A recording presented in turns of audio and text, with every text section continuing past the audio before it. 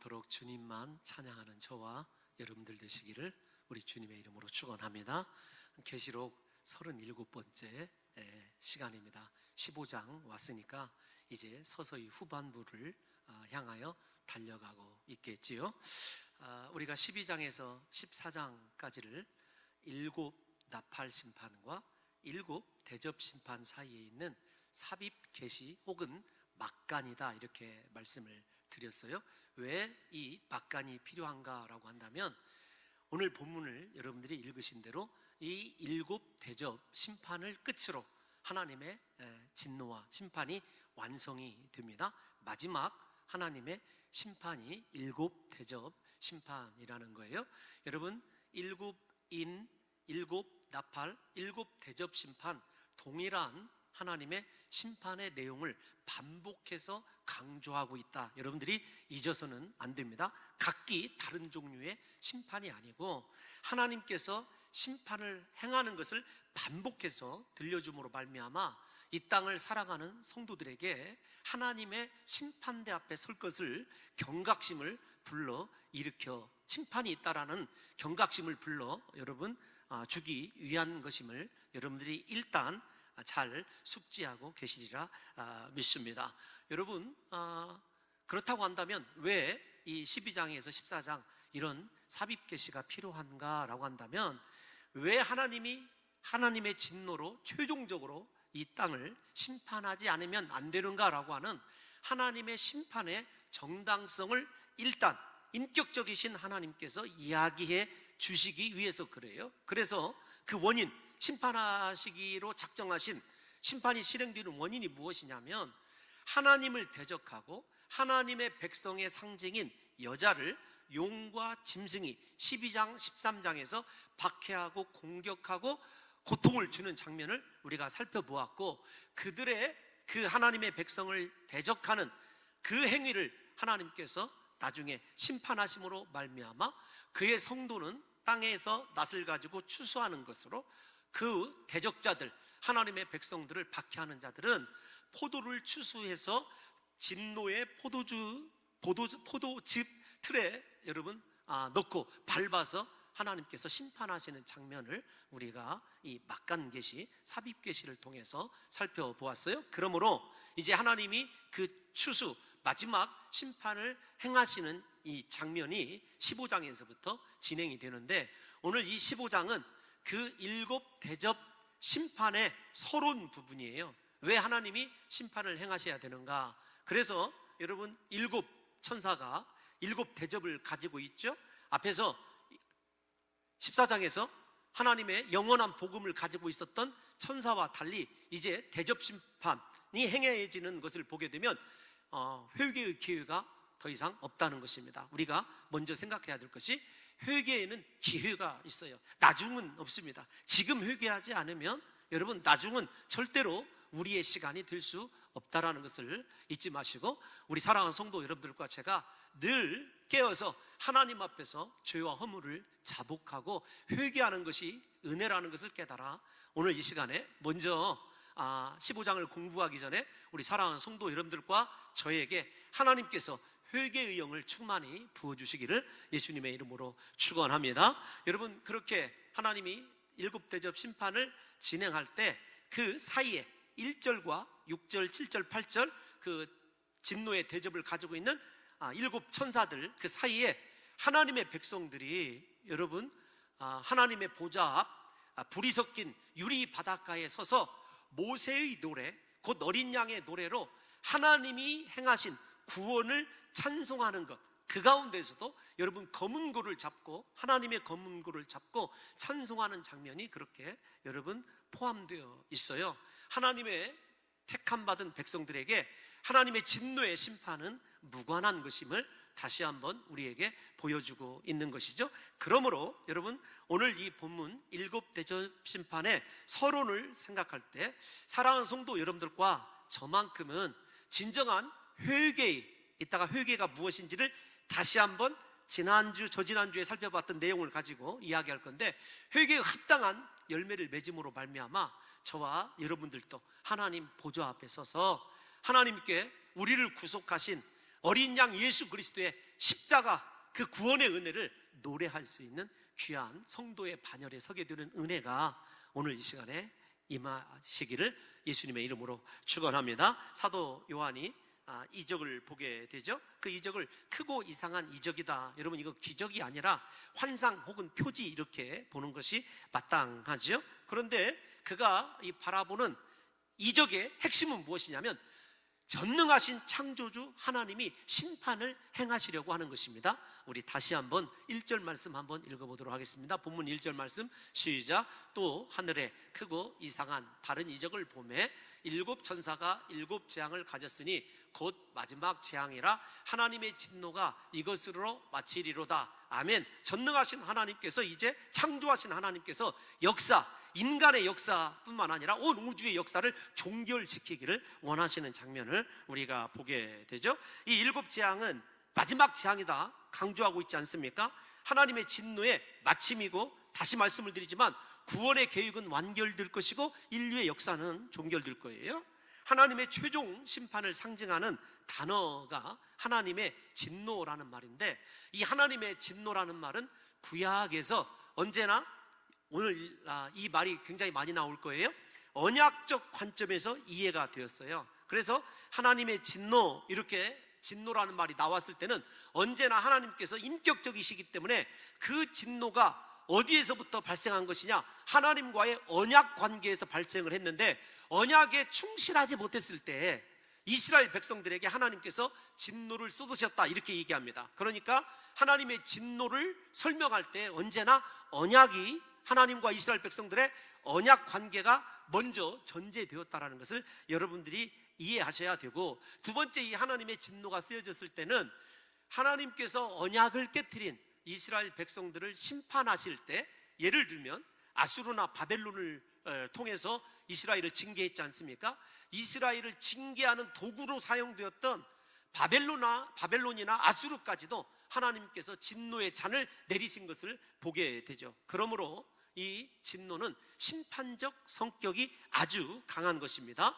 신약에서도 하나님의 최후의 심판을 상징하는 것으로 그렇게 여러분 이 단어가 쓰여져 있어요. 그러므로 여러분 이 계시록 15장은 언약적 관점에서 하나님의 말씀, 언약이 뭐냐면 말씀대로 살지 못한 자들이 왜 하나님의 진노를 받아야 되는지를 그렇게 전제적으로 우리에게 보여주고 있는 거죠. 특별히 하나님의 계명에 불순종하고 하나님을 대적하고 하나님의 백성을 핍박하는 자들을 향하여 하나님의 이 마지막 진노의 잔이 쏟아지게 될 것입니다. 이 진노의 잔이, 마지막 하나님의 진노의 이 잔이 준비되어 있다, 하나님의 진노가 예비되어 있다라는 것을 사도 요한이 바라본 이후에 2절에서 4절까지는 승리한 성도들, 오늘 본문에 나옵니다. 승리의 노래인데, 이 승리한 성도들이 하나님을 찬송하는 것을 이 사도 요한이 목격하게 돼요. 먼저 여러분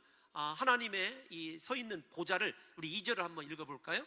하나님께서 계시고 보좌에 계시고 성도들이 서 있는 그곳을 어디로 표현하는지 유리바다를 설명하기 위해서 그렇습니다. 다 같이 한번 읽어보겠습니다. 또 내가 보니 불이 섞인 유리바다 같은 것이 있고 짐승과 그의 우상과 그의 이름의 수를 승리 이기고 벗어난 자들이 유리바닷가에 서서 하나님의 검은굴을 가지고, 잘 보십시오, 불이 섞인 유리바다인데 유리바다예요. 그러니까 유리바다에 적어도 서 있는 자들은 이긴 자들입니다. 승리한 자들이에요. 이긴 자 이렇게 얘기했을 때 신천지에서 얘기하는 이만희 이런 특별한 존재들이 아닙니다. 특별한 존재라고 이름을 붙이는 곳은 다 이단임을 여러분들이 아셔야 돼요. 여러분 이긴 자가 어떤 자냐면 짐승에 대해서, 그러니까 종교적으로, 그 다음에 그의 우상, 여러분 정치적으로, 그 다음에 그의 이름, 표를 가지고 여러분 물질을 거래하고 판매했어야 되기 때문에 경제적으로 밀려오는 이 박해에 대해서 이긴 자들을 이야기해요. 그들이 어디에 서 있냐면 유리바다에 서 있다, 이렇게 이야기를 하고 있습니다. 그러면 불이 섞인 유리바다는 조금 이따 설명을 하고, 유리바다가 무엇이냐, 다시 좀 정리를 해봅시다. 사랑하는 성도 여러분, 지금 이 요한계시록을 수신하는 초대교회 성도들은 로마의 압제 아래에 있었어요. 정치적인 압제, 우상을, 황제 특별히 우상을 만들어놓고 숭배하라고 하는 종교적 여러분 그런 압제. 다시 말씀을 드리지만 황제 숭배나 우상을 섬겼을 때 시장에서 물건을 사고 팔 수 있는 표를 줬어요. 그 표를 받지 않으면, 즉 짐승의 표를 받지 않으면 먹고 살 길이 없었어요. 그럼에도 불구하고 자신의 육신의 그런 고난과 궁핍에도 불구하고 짐승과 타협하지 아니하고 세상과 타협하지 아니하고 하나님의 말씀을 목숨 다하여 지킨 그들을 뭐라고 얘기냐면 이긴 자들이라 이렇게 이야기를 해요. 그들이 어디에 서 있냐면 유리바다에 서 있어요. 그러면 우리가 유리바다라고 하는 것이 어떤 곳이냐, 하나님의 유리바다를 미리 말씀을 드리면 어미하심이 나타나는 특별한 공간이에요. 하나님의 거룩하심이 나타나는 특별한 공간에 그 이긴 자들, 죄를 이기고 세상을 이긴 자들이 그 하나님 앞에 서서 노래를 부르는 거예요. 하나님의 검구를 잡고. 그러면 이 유리바다가 왜 하나님의 어미하심이 나타나는 특별한 공간이냐 이렇게 말씀을 드리면, 이게 굉장히 유리바다라는 말이 가지고 있는, 내포하고 있는 의미가 상당히 깊어요. 왜 그런가 하면은 이 바다라는 말이 궁창이란 말로도 쓰이고 원어적으로 보면 바다라는 말로 쓰여요. 그래서 창세기 1장 7절에서 위에 궁창과 아래 궁창을 나눴을 때 이 단어가 쓰입니다. 또 여러분 열왕기상 7장에 보면 솔로몬 성전에 놋바다 그랬을 때 이 바다가 등장을 해요. 그러니까 성전 안에도 바다가 이미 존재하고 있었고, 하나님의 창조세계 위의 하늘과 위의 궁창과 아래 궁창을 나눌 때에도 이 바다가 존재하고 있었어요. 그리고 에스겔서에서도 이 다시 여러분 바다가 등장을 합니다. 우리 에스겔서만 일단 먼저 읽어보도록 하겠습니다. 시작. 그 생물의 머리 위에는 수정 같은 궁창의 형상이 있어. 다시 말씀을 드리지만 수정 같은 궁창이나 바다나 똑같은 말이라고 그랬어요. 수정 같은 바다가 있다. 여러분, 이 수정 같은 바다가 요한계시록에서 나타날까요? 나타나지 않을까요? 이미 나타났었어요. 요한계시록 4장 6절에 보면 수정과 같은 유리 바다가 있다 이렇게 나와 있거든요. 그러니까 에스겔서에 있는 말씀이 등장을 해요. 중요한 것은 다시 돌아가면 궁창이나 바다나 다 하나님이 거룩하심을 나타내는 특별한 공간이에요. 하나님이 놀라운 전능하심을 선포하는 공간이에요. 그런데 그 유리바닷가에 여러분 사랑하는 하나님의 백성들이 서 있어요. 하나님께서 죄를 이기고 세상을 이긴 승리한 자들에게 하나님의 어미하심이 미치는 특별한 공간을 열어주신 거예요. 이것을 좀 생각해 보면 우리가 이 땅 가운데서도 그럼 그런 일들이 가능하냐? 가능합니다. 예를 들면 이 출애굽기를 읽어보게 되면 죄송합니다. 여러분 오늘 이 계시록 15장을 읽어보면 출애굽 배경이 많이 등장을 하고 출애굽기의 핵심 인물인 누가 등장하죠? 모세가 등장합니다. 출애굽기에서 많이 나타났던 언약이란 말, 여러분 증거라는 말, 장막이란 말도 직접적으로 간접적으로 등장하고 있어요. 그러니까 이 본문은 상당히 모세와 관련이 있죠. 모세에게 하나님께서 그분의 어미하심을 열어주신 적이 있어요. 모세를 부르실 때 타는 떨기나무의 이 여러분 모습으로 부르셨을 때 하나님께서 모세의 신을 벗고 모세를 자신에게로 인도하신 적이 있습니다. 그러니까 유리바다 이것이 이 땅 가운데서 분명히 모세에게처럼 이 본문이 보여주는 것처럼 우리도 진실로 하나님을 구하고 이 땅 가운데서 세상과 타협하지 아니하고 하나님의 어미하심 거룩하심에 합당한 삶을 살아가는 자들에게는 하나님이 그분의 품을 열어주셔요. 그래서 얘야 내 품에서 살아가자.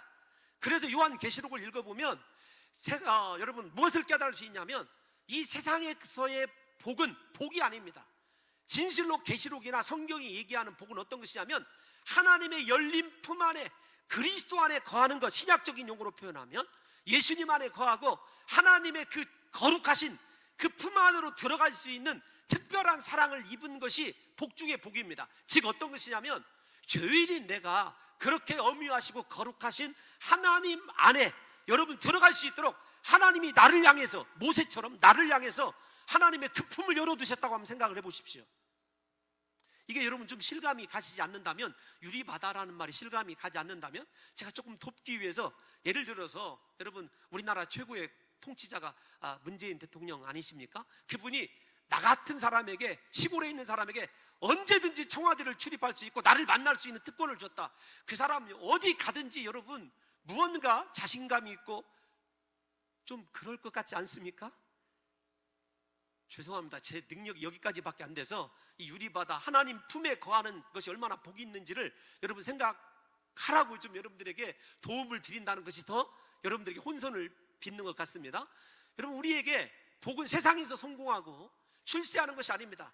초대교회 성도들처럼 핍박당하고 카타콤에서 눈이 멀어가고 문둥병에 걸려가 있어도 나를 향해서 그분의 거룩하신 품을 열어주신 하나님의 그 사랑을 생각할 때 그들은 이 땅 가운데서 진정한 복 있는 자라고 인식을 하고 살아갔거든요. 여러분, 그 말씀을 조금 더 영적으로 한 번 더 설명을 해드리도록 하겠습니다. 우리 찬송가 483장에 보면 내 영혼이 은총 입어라는 찬송이 있어요. 3절에 보면 초막이나 궁궐이나 내 주 예수 모신 곳이 그 어디나 하늘나라 그랬어요. 하나님이 거하시는 곳이 하나님 나라, 하늘나라 아닙니까? 그런데 그 하늘나라, 하나님의 품을 나를 향해서 열어주고 그 유리바다, 하나님이 성품을 특별히 계시해준 그 공간 안에 하나님의 백성들이 서 있는, 그리고 그 서 있는 그것이 여러분 하나님 나라인 죽은 이후에나 이루어지는 것이 아니라 이 땅 가운데서도 내가 세상과 타협하지 아니하고 정말로 하나님과 동행하고 에녹처럼 주님이 내 인생의 복임을 알고 하나님을 간구하고 하나님을 찾아서 그분의 품 안에서 거하도록 하나님이 나를 향해서 모든 것을 다 열어놓으셨다. 여러분, 그거보다 복된 인생이 어디 있느냐고요. 여러분들과 제가 신앙의 차원을 조금 업그레이드 했으면 좋겠어요. 다시 말씀드리지만 여러분들에게 세상에서 성공하지 말아라, 출세하지 말아라, 그 뜻이 아닙니다. 그 성공과 출세에 여러분 사로잡혀서 하나님을 잊어버리지 않는 것이 중요하고, 여러분 우리가 무엇이 주어지든지 나는 하나님만이 내 인생의 복이고 내가 가장 사모하는 것은 언제나 그 어미하시고 거룩하신 하나님 품 안에 거하면서 그분의 뜻을 듣고 그분을 분별하고 그분이 주신 은혜 아래서 그분이 원하시는 일들만 행할 수 있으면 우리 인생이 얼마나 복되겠습니까? 그 인생을 지금 우리에게 여러분 고난받고 있는 로마의 박해 아래 있는 초대교회 성도들에게 유리 바닷가에 서 있는 하나님의 거룩하신 그 영향력 미치는 그곳에 서 있는 특별한 존재들인 성도들을 생각하면서 이 땅에서 시련과 고난을 이겨내라고 권면하는 거죠. 물론 불이 섞여 있는 유리 바다는 이곳이 유일하게 등장합니다만 앞에서 14장에서 살펴보았습니다. 불과 유황은 하나님의 진노예요. 하나님이 그 마지막 진노의 심판을 행하실 때 그의 거룩한 성도들을 여러분 하나님 품 안에 세워두시고 심판을 행하시는 것을 보게 되면은 말세에 아무리 일곱 대접 심판 혹은 재앙이 그렇게 맹렬하게 우리에게 쏟아진다 할지라도 내가 이 땅 가운데서 다시 있다가 나올 거예요. 하나님께서 원하시는 열매를 맺고 살아가는 사람들에게는요, 여러분 그 재앙이 아닙니다. 오늘 이 본문이 출애굽기를 배경으로 한다고 그랬죠. 예를 들어서 왜 그것이 재앙이 아닌지를 생각해 보려고 그러는데, 여러분 오늘 이 본문을 읽어보면 이 요한계시록에서 재앙이란 말이 독특하게 등장을 해요. 심판이 아니라 일곱 대접 나팔 재앙 이렇게 등장하기도 하는데, 재앙이란 말이 어디에 쓰여 있죠? 출애굽기에 쓰여 있지 않습니까? 10가지 재앙, 바로에게 내린 재앙을 생각해 보십시오. 여러분 제가 어떤 말씀을 드리기 위해서 그러냐면, 바로와 애굽에게 하나님께서 10가지 재앙을 내리셨을 때 이스라엘 백성들에게 단 한 가지 손해가 있었느냐고요? 없었거든요. 애굽에게는 심판이지만 이스라엘 백성들에게는 하나님의 살아계신 은혜와 살아계신 능력으로 구원받음을 확인하는 순간이 그 심판의 재앙의 순간 아닙니까? 그러니까 불이 섞인 유리바다 그러면은요, 하나님의 심판이 행해지지만 하나님께 구원받은 백성들에게는 심판이 아니라 구원의 완성이라는 사실을 여러분들이 이해하셔야 돼요. 그래서 이렇게 재앙의 일곱 대접 여러분을 가지고 있는 천사들 사이에 승리자가 삽입되어 있는 것이 무엇이냐면, 재앙이 내려온다고 이 땅에 기근이 있고 전쟁이 있고 핍박이 있고 지진이 일어난다고 두려워하지 말아라. 다만 네가 정말로 하나님을 구하고 하나님 안에서 만족을 누리며 그분을 사모하는 진정한 신앙의 삶을 살아가고 있는지를 생각하라는 거죠. 여러분 여기까지만 여러분들이 이해가 되신다고 한다면 저는 나름대로 좀 만족할 것 같아요. 앞에서 얘기한 대로 여러분 이 유리바다에 있는 성도들은 짐승과 그의 이름과 그 수의 이름까지 여러분 모든 정치적, 종교적, 경제적 심판들을 싸워서 이겨낸 자들입니다. 한마디로 얘기하면 그들은요 어린 양 예수의 길을 쫓아간 거예요. 십자가의 삶, 순교자의 길을 걸은 사람들입니다. 그러니까 우리가 천국에서 하나님의 그 놀라우신 은혜를 여러분 경험할 뿐만 아니라 이 땅 가운데서 하나님의 품에 거할 수 있는 그런 자격이라고 할까요? 조건은 다른 데 있잖아요. 나는 정말로 예수님 따라가는 삶을 살아가고 있는가? 지식이 아니라 내가 말씀을 얼마만큼 알고 있고 공부하는 것이 아니라 내 삶이 예수님이 걸어가신 그 십자가의 길을 내가 걷고 있는가? 정말로 내 십자가 지고 예수님 따라가고 있는지를 생각해야 된다는 거죠. 여러분, 말세가 될수록 우리는 지금 무엇을 따라가는지를 점검해야 됩니다. 나는 예수님 따라가는가? 아니면 사람 따라가는가? 세상 따라가는가? 부디 저와 여러분들이요, 예수님 걸어가신 십자가의 길, 오직 예수님만 바라보고 예수님만 따라가는, 다른 사람들이 어떻게 신앙생활 하든지, 다른 사람들이 세상에서 어떻게 살아가든지 그게 중요한 것이 아니라 오직 나만이라도 그렇게 예수님의 뒤를 따라서 신앙생활 할 수 있는 믿음의 사람들이 되시기를 예수님의 이름으로 축원합니다. 여러분, 하나님의 검은고를 가지고 그들이 노래를 부르죠. 하나님의 검은고는 이미 2차례 등장했었습니다. 굉장히 의미가 있어서 잠깐 설명을 드리려고 그래요. 24장로들이 하나님의 검은고로 찬송을 했었어요. 계시록 여러분 5장에 나와 있고, 그 다음에 14장에 14만 4천이 여러분 구원받은 자의 첫 열매로 표상되는 14만 4천 하나님의 교회 공동체 구원받은 자들이 하나님의 검은고를 가지고 있었어요. 지금 최종 심판이 행해지는 유리바다에 서 있는 자들도 그렇게 하나님의 검은고를 가지고 있습니다. 하나님의 말씀대로 살아서 그분의 십자가의 은혜로 구원받은 성도들인 우리가 장차 그렇게 특별한 하나님 앞에 검은고는 구약에서 성전 예배에 사용되었던 이 중요한 악기 아닙니까? 그렇게 하나님을 아름답게 찬송할 수 있는 우리가 선택받은 자들임을 이 검은고가 얘기해주고 있다는 것입니다. 그런데 이 검은고를 가지고 그들이 노래를 불러요. 근데 노래를 부를 때 이중적으로 설명을 합니다. 약간 이런 문법적인 어려움이 있지만 모세의 노래, 곧 어린 양의 노래예요. 모세와 어린 양을 함께 비교를 하고 있어요. 그런데 모세와 어린 양을 함께 비교를 하는데 그 비교한 앞에 모세와 어린 양을 지배하는 말이 있어요. 어떤 말이냐면, 다 같이 3절 한번 처음만 띄워놔 주십시오. 시작. 잠깐만요. 모세와 어린 양을 이렇게 읽어야 됩니다. 하나님의 종 모세의 노래, 하나님의 종 어린 양의 노래, 이렇게 읽어야 돼요. 하나님의 종이 두 개의 단어, 모세의 노래와 어린 양의 노래를 다 그렇게 여러분 이 종속절로 두고 있어요. 이게 좀 어려운 말이지만, 그러니까 하나님의 종이, 모세도 하나님의 종이죠. 민수기, 여러분 또 여러 곳에서 여호수아 시편에서 모세를 하나님의 종이라고 부릅니다. 그럼 어린 양이신 예수님은 하나님의 종이 아닌가? 하나님의 종이라고 사도행전 3장에서 묘사하고 있어요. 우리 다 같이 사도행전 3장을 한번 읽어보도록 하겠습니다. 제가 적어준 본문은 어디에 있죠? 13절 한번 읽어볼까요? 시작. 아브라함과 이삭과 야곱의 하나님 곧 우리 조상의 하나님이 그의 종 예수를 영화롭게 하였느니라. 여러분 이제 잘 생각해 보십시다. 하나님의 종인 모세와 예수 그리스도가 무엇을 하였기에 하나님의 종이라고 했는가? 모세는 이스라엘 백성들을 어떻게 했어요? 출애굽시켜서 가나안 땅, 즉 구원을 시켰어요. 예수 그리스도도 십자가에서 못 박혀 죽으심으로 말미암아 죄에서 새 이스라엘 하나님의 백성들을 구원하였어요. 그러니까 모세의 노래, 어린 양의 노래는 딱 한 가지로 얘기할 수 있습니다. 뭐냐면 구원의 노래예요. 구원의 노래를 부르게 된 거죠. 잘 생각해 보십시오. 하나님의 종 모세나 하나님의 종 예수 그리스도께서 여러분 이스라엘 백성들을 출애굽시키고 또 예수 그리스도도 죄로 말미암아 죄의 노예가 되어 있었던 우리들을 구원시키고 해방시키기 위해서 십자가에 못 박혀 죽으셨지 않습니까? 그러니까 그들에게, 이스라엘 백성들에게 애굽은 더 이상 돌아갈 곳이 아니에요. 죄악의 자리는 돌아갈 곳이 아닙니다. 우리도 마찬가지예요. 예수 그리스도의 십자가로 구원받았으면 다시는 죄로 돌아가서는 안 되는 하나님의 구원만을 노래하고 구원의 은혜에 사로잡혀서 살아가야 될 존재임을 이야기하고 있는 거죠. 결론적으로 이 본문의 여러분 핵심이 어떤 것이냐면, 모세와 이 어린 양의 노래를 부름으로 이스라엘 백성들은 홍해를 건너서 하나님께 완전한 구원을 받은 것을 경험했듯이 우리는 죄에서 건짐받아 하나님의 백성된 그 구원의 은혜만을 찬송하게 되어 있는 거죠. 그러면 우리가 이 세상 살아갈 때 우리의 삶의 기준이 무엇이냐면, 나는 하나님의 구원받은 백성이라는 거예요.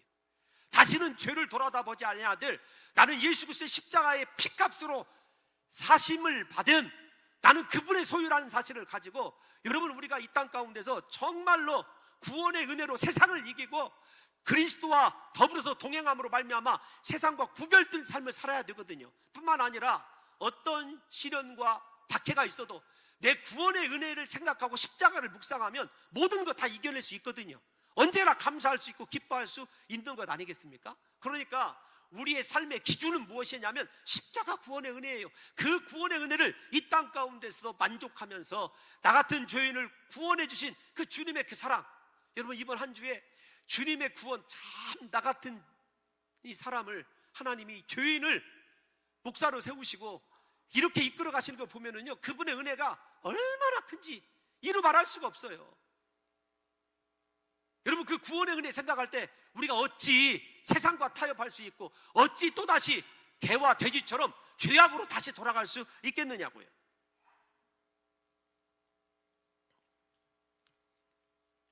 그러므로 모세와 어린 양의 노래는요, 언제나 하나님의 은혜를 찬송하는 구원의 노래라는 것을 잊어서는 안 됩니다. 그 구원의 노래를 3절과 4절을 통해서 보면 구체적으로 이렇게 되어 있어요. 하나님이 크고 놀라우시다라고 이렇게 얘기합니다. 전능하신 하나님, 하나님만을 찬송한데 그 크고 놀라우신 일이 어디에 나오냐면 모세의 노래가 어디에 나오죠? 출애굽기 15장 1절에서 11절에 나오고 여러분 신명기 32장에서 나옵니다. 두 군데에 모세의 노래가 나와요. 근데 그 노래의 핵심이 무엇이냐면 전능하신 창조주 하나님께서 크고 놀라우신 일을 행하셨는데 그것이 이스라엘의 구원이라는 거예요. 여러분 우리에게 크고 놀라운 일은요, 여러분 다른 것이 아닙니다.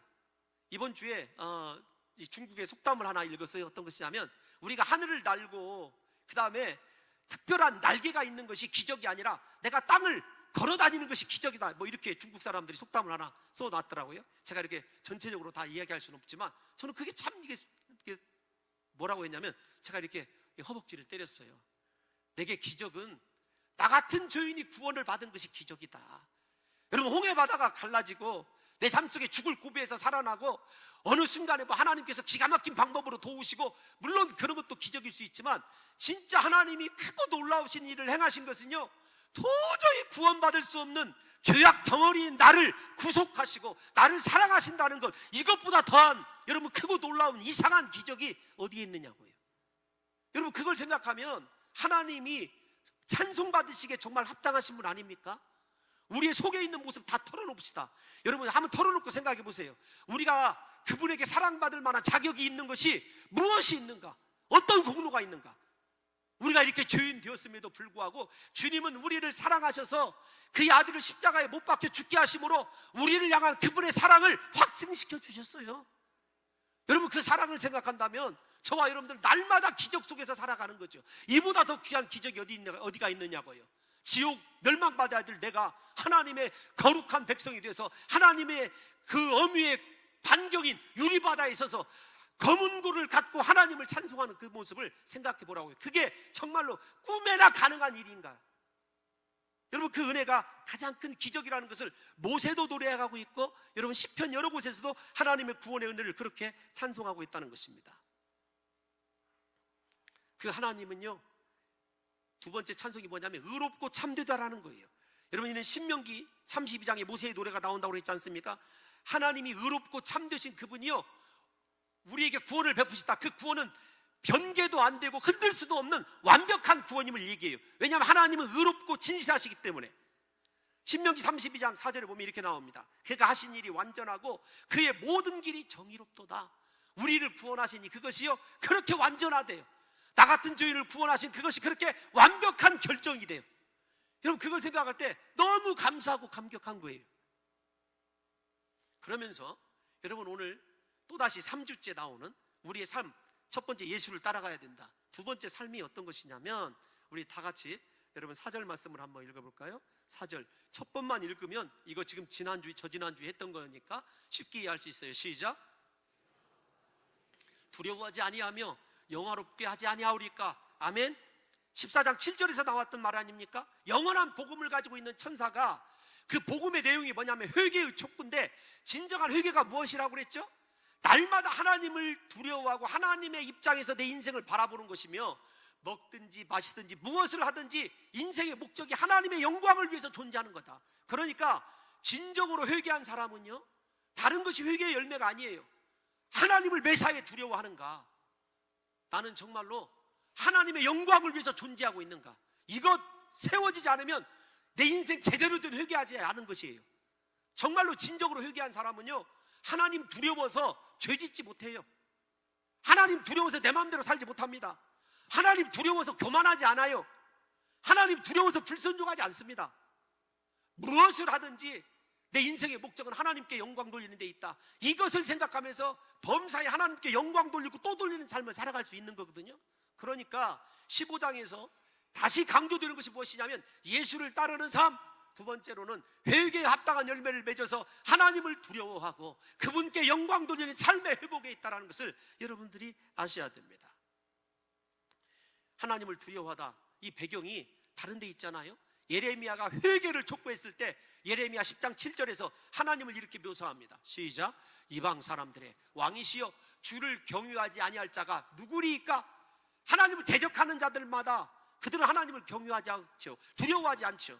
우리가 진실로 하나님께 구원받은 사람이라고 한다면 이렇게 하나님을 두려워할 수밖에 없다는 것입니다. 문제는 하나님의 능력과 주권을 깨닫고도 하나님께 돌아오지 아니한 이 복음을 듣고도 회개하지 않은 사람들이 문제죠. 어쩌면 여러분 오늘이 우리의 회개의 마지막 기회인지도 몰라요.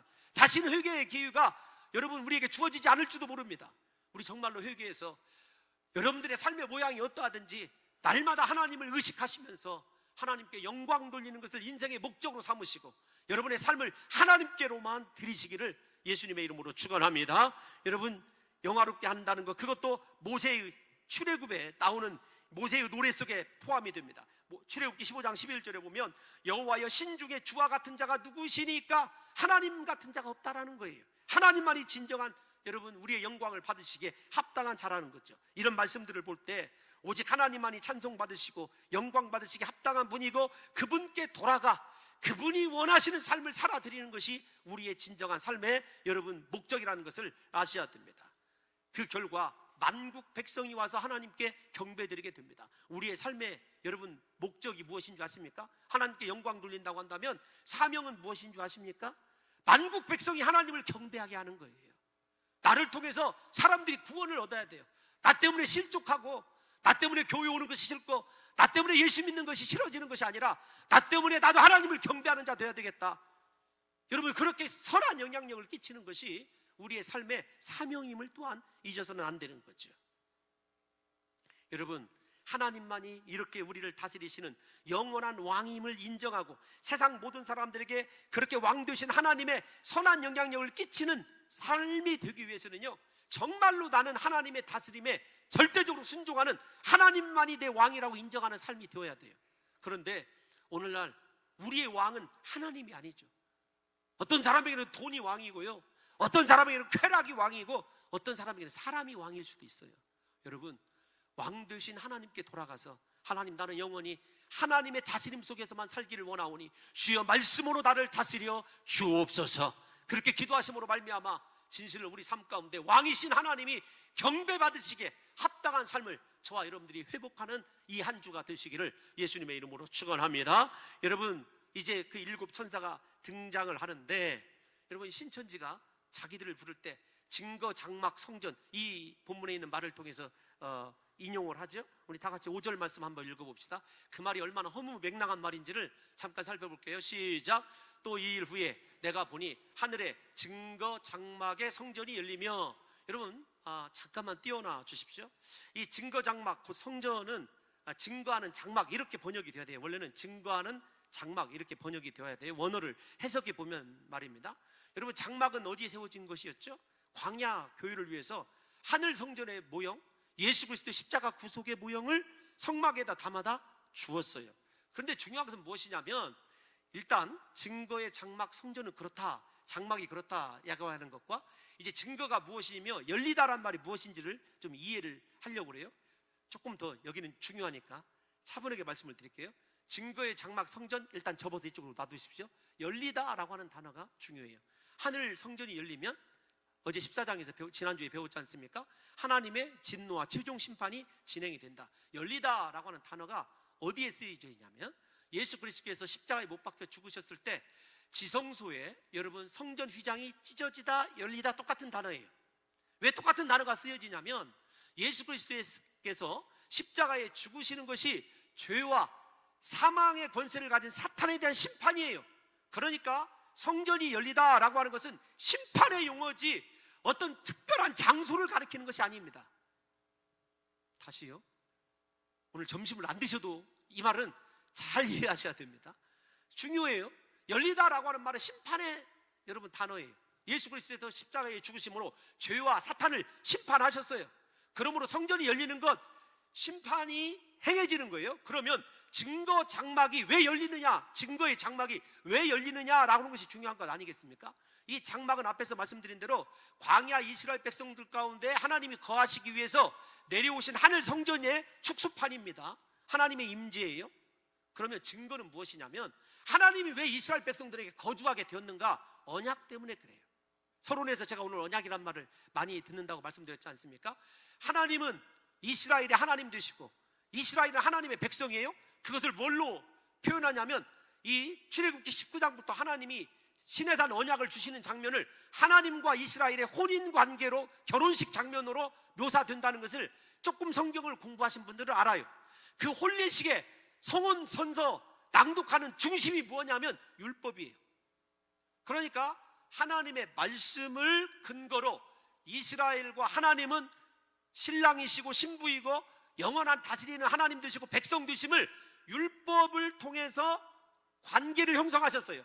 그리고 그 율법의 핵심이 무엇이냐면 십계명이에요. 그 십계명이 무엇이냐면 바로 이스라엘은 하나님의 거룩한 신부이고 하나님은 이스라엘의 신랑입니다라고 하는 증거예요. 그래서 그것을 증거로 삼기 위해서 하나님께서 그 두 돌판 십계명, 하나님과 이스라엘 백성들의 관계를 설정하는 핵심인 율법의 핵심인 십계명을 언약궤 안에다 집어넣으시고 그 언약궤를 뭐라고 얘기했냐면 증거하는 궤다, 이렇게 얘기를 했습니다. 그러니까 여러분 돌아갑니다. 열리다라고 하는 것이 심판인데 하나님의 심판이 왜 행해지냐? 하나님과 이스라엘 백성들이 거룩한 하나님의 신부요 하나님께서는 신랑 되시는 그 관계를 증거하는 율법에 의해서, 하나님의 말씀에 의해서 지금 이 심판이 정당하게 진행되고 있다, 그 뜻을 하나님께서 5절에서 선포하시는 거예요. 주님, 은혜를 주셔야 됩니다. 그러니까 여러분, 신천지가 과천 어디에다가 무슨 하나님의 증거장막 성전 그거 다 허구라고요. 하나님이 심판을 행하시는데 그냥 행하는 것이 아니라 너와 나는 원래 이렇게 혼인선언을 나눈 부부이다, 그 부부관계가 깨졌다. 왜 깨졌느냐? 그것을 얘기하는 것이 율법이고 그 핵심이 바로 십계명이 너와 내 사이에 그렇게 거룩한 관계임을 증명하는 것이고 증거하는 거다라는 것을 이야기하는 것이지. 그러니까 결론으로 돌아가면 그런 겁니다. 하나님께서 심판하시는 증거가 무엇이냐? 율법 말씀입니다. 그러니까 하나님이 그냥 여러분 감정대로 심판하시는 것이 아니라 언약적 관계에서 하나님의 언약을 말씀대로 살아간 사람들에게는 그 하나님의 율법 증거대로 복을 받습니다. 하나님의 언약을 깨트린 말씀에 불순종한 사람들은요, 증거대로, 장막 안에 있는 증거대로 여러분 저주를 받게 되어 있어요. 그러니까 하나님의 심판이 정당하다는 거죠. 왜냐하면 관계 때문에, 그리고 그 관계의 핵심인 말씀의 근거에서. 여러분, 우리 삶으로 돌아오면 하나님께서 우리를 심판하실 때 다른 것으로 심판하지 않아요. 너와 나는 거룩한 부부관계인데 네가 얼마나 그 부부관계를 상징하는 말씀에 충실했느냐가 중요한 것 아니겠습니까? 그러니까 세 번째 우리가 기억해야 될 것, 예수 따라가는 삶. 두 번째, 진정한 회개의 열매를 맺어서 하나님 두려워하고 여러분 하나님께 영광 돌리는 삶. 세 번째, 말씀대로 살아가는 것이 중요해요. 그래서 마지막 말세 때는요, 다른 것을 붙잡는 것이 아니라 하나님의 말씀 붙잡고 말씀대로 행하는 능력과 은혜를 여러분 잘 알으셔야 됩니다. 말씀을 아는 것이 아니라 말씀대로 살아내는 힘이 있는 성도가 말세에 하나님의 거룩한 신부죠. 그러니까 증거의 장막은 다른 것이 아니라 그 속에다 내가 너희를 심판하고 너희에게 구원을 베풀 복과 저주를 선언한 증거가 그 속에 있다는 이야기죠. 이제 이렇게 말씀을 드렸는데 이해하지 못하면 제 능력이 부족한 거예요. 여러분, 다시 말씀드리면 어떤 공간이 아닙니다. 하나님께서 이스라엘과의 관계를 통해서 심판을 행하시는, 왜 열리다라고 심판을 행하시는 정당성이 어디에서 오느냐? 율법에 있음을, 하나님 말씀에 있음을 이야기하는 것이라는 것을 이해하셨으면 좋겠어요. 여러분의 표정을 보니까 제가 힘이 빠집니다.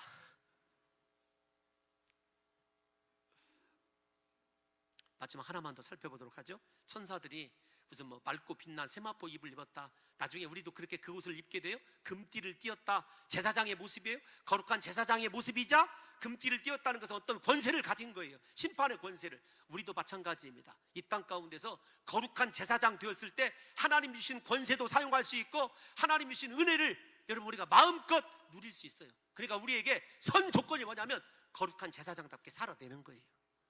여러분 이제 일곱 대접은 우리가 5장 8절에서 향과 성도들의 기도를 가득 담은 금대접과 관련이 있어요. 일곱 대접이. 그러니까 그 순교자들의 탄원과 이 일곱 대접 심판, 재앙이 당연히 관련되어 있다는 것을 이해하실 수 있으리라고 믿어요. 이 일곱 대접은 사실은 하나님의 분노, 진노와 연관이 되어 있는데 이 접시가 어디에 있느냐? 뭐 우리가 잘 아는 대로 하나님의 이 떡상 옆에 놓여져 있어서 그곳에 여러분 피를 받아서 이렇게 뿌렸던 데 사용되는 그런 대접입니다. 그러니까 짐승의 피를 뿌리는 거죠. 순교자의 피를 하나님이 가지고 여러분 대적자들을 심판하시고 보복하는 것을 보게 돼요. 여러분들과 제가 이 내용을 이렇게 살펴보면서 하나님의 이 심판을 쏟아붓는 이 거룩한 재물을 보게 될 때 이 일곱 대접에 담겨져 있는 일곱을 먼저 좀 설명을 하고 1분 안에 설교를 마치도록 하겠습니다. 마지막에 조금 제가 급해져서 레위기 21장에 있는 말씀 혹시 기록되어 있나요? 집사님 좀 띄워주시면 감사하겠습니다. 시작. 너희가 나를 거슬러 내게 청종하지 아니할진대 내가 너희에게 죄대로 너희에게 7배나 더 재앙을 내릴 것이라. 일곱 대접 재앙이 어떤 거냐면 바로 레위기에 있는 말씀을 근거로 주어진 거예요. 여기서 7배나 7개나 여러분 저 7배라는 말을 이 소유격과 목적격으로 나누어서 해석을 하면 똑같은 동일한 말이에요. 중요한 건 언약적 기초죠. 너희가 나를 거슬러 내게 청종하지 아니했다. 하나님의 언약 말씀을 저버렸을 때 하나님께서 너희의 죄대로 7가지 재앙을 7배나 7가지나 똑같다고 그래서요 내린다는 말입니다. 그런데 여러분 그 7가지의 재앙을 내리는 그릇이 성전에 놓여 있어서 피를 받아서 뿌리던 거예요. 그러니까 그 말은 하나님께서 연락하신 순교자들의 피, 계시록 5장 8절에 나오는 그들의 탄원과 그들의 눈물과 기도를 땅에 쏟아놓는 것이 일곱 재앙입니다. 그런데 하나님의 진노가 담겨있게 되었을 때 성전에 연기가 가득하죠. 주권적 임재의 상징 아닙니까?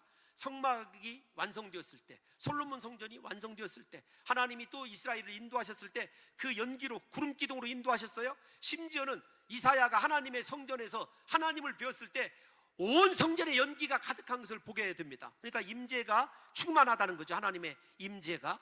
뿐만 아니라 이 임재는 나중에 에스겔서를 보게 되면 하나님의 심판을 위한 선제 여러분 조건이에요. 그러니까 하나님의 임재가 충만하다 그러면 심판이 뒤따르게 되었다는 것입니다. 뿐만 아니라 8절 읽어보면 다 끝나요. 여러분 정말 고생하셨습니다. 8절 말씀 한번 읽어보겠습니다. 시작. 하나님의 영광과 능력으로 말미암아 성전에 연기가 가득 차매 일곱 천사의 일곱 재앙이 마치기까지는 성전에 능히 들어갈 자가 없더라. 이 하나님께서 마지막 재앙을 행하시면 막을 자가 없다는 거예요. 그것이 우리를 두렵게 하는 거죠. 이제 회개의 기회도 없고 하나님의 임재에서 나오는 그 심판, 마지막 심판을 여러분 멈춰 세울 자가 없다는 것입니다. 그 심판이 오기 전에 저와 여러분들이 진실로 말씀에 합당하게 살아가고 여러분 언제나 진실로 회개함으로 말미암아 하나님 두려워하고 하나님의 영광을 돌릴 뿐만 아니라 예수 그리스도를 따라가기 위하여 산 순교자의 길을 여러분 걷는 믿음의 성도들이 되시기를 예수님의 이름으로 축원합니다. 하나님 아버지, 우리가 주의 뜻대로만 살아가기를 원하오니 우리를 죄에서 해방시키시고 회복시켜 주옵소서. 예수님의 이름으로 감사드리며 기도하옵나이다. 아멘.